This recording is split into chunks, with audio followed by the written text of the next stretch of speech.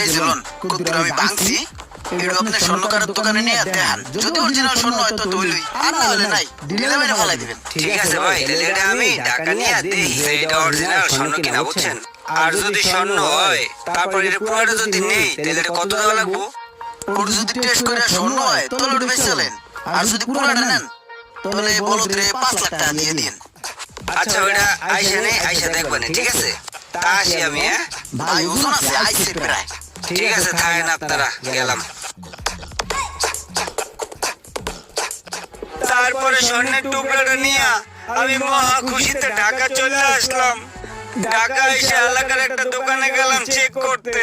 সে জিনিসটা দেখে একটা দাম বললো। আপনি জিনিসটা যেটা দেখাইছেন মোটামুটি ভালোই, কিন্তু 20,000 টাকার বেশি দেওয়া যাবে না। ঠিক আছে ভাই, দেন 20,000 টাকাই দেন।